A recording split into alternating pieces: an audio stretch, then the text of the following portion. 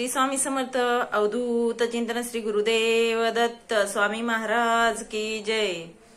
कसे आहेत सगळे? मजेत ना? आनंदी राहा, सुखी राहा। सदा आपले स्वामींचे भक्त जे आहेत ते स्वामी सेवा करत राहो ही स्वामींची प्रार्थना। कोणीही स्वामी सेवा सोडू नये। जास्त प्रगती करायची, अध्यात्मात पण कमी नाही करायची कधी। काय नाही तर मला सांगायचं होतं की आज गुरुपुष्यामृत आहे आपलं। तर गुरुपुष्यामृतच्या दिवशी मी जो शूट केलाय, जो व्हिडिओ पण केलाय आपला, तर मी तो तुम्हाला टाकेल। पण माझी पूजा जास्त होती आणि मी व्हिडिओ खूप कमी केला।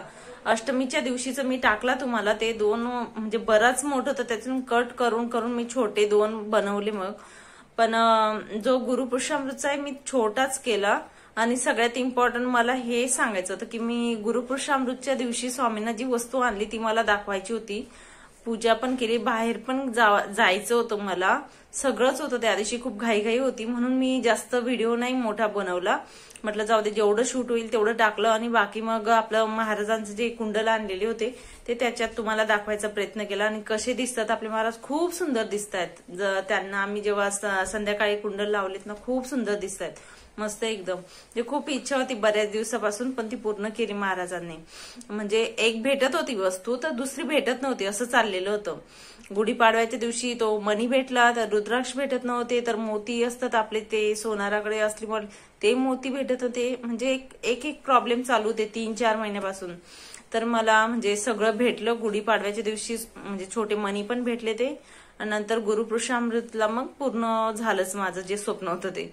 तर मग छानपैकी सुंदर बनवले त्यांनी, मी सांगितलं तसं बनवून दिलं मला सोनार दादा त्यांनी।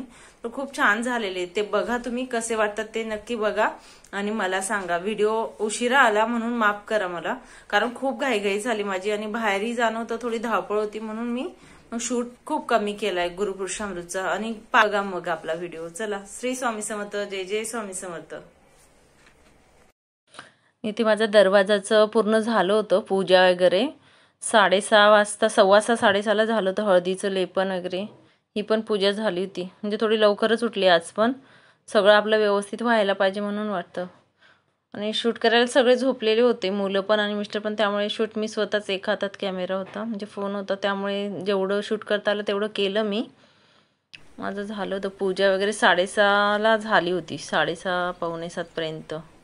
देवपूजा महाराज छान बसलेले होते, भारी दिसत होते एकदम। गुरुवार पण होता आणि गुरुपुष्यामृतला आपल्या गुरूंची पण सेवा करायची असते ना आपली। मग वरती आमचा फोटो आहे इथे, तर फोटोचं पण मी मग सगळं पुसून एकदम मस्त अष्टगंध वगैरे सगळं लावलं। ही पूजा आपण रोज पण करू शकतो, पण रोज कसं जमत नाही, मग काहीतरी मुहूर्त असतात ना आपले, त्यावेळी नक्की करायची। आपली अन्नपूर्णा मातेची पूजा असते, पूर्वी तर सगळेच करायचे चुलीची पूजा रोज। आपल्याला माहिती आहे आपले जुने जे होते ना लोक सगळे, आपण नुसतं पाया तरी पडायचं, सगळे आपण गॅस पेटवतो तेव्हा। मग आपण नुसतं मग काहीतरी मुहूर्त, काही सणवार असले ना तेव्हा पूजा मात्र करायची आपण किचनमध्ये अशी।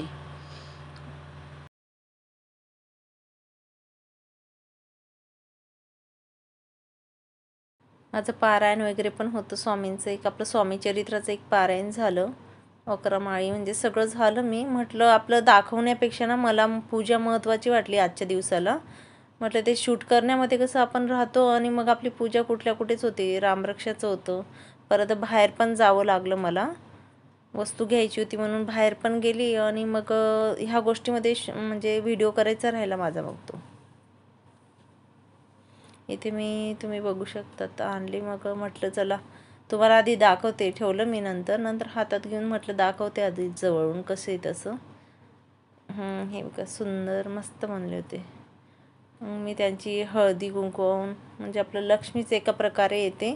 असं बोललं जातं की गुरुपुष्यामृतला आपण जे काही सोनं वगैरे घेतो ते म्हणजे मोडायची पाळी आपल्यावर तरी नाही येत कधी, तर एवढी आपली परिस्थिती व्यवस्थित असते असं बोललं जातं। म्हणून थोडं काच ना 1 मिली।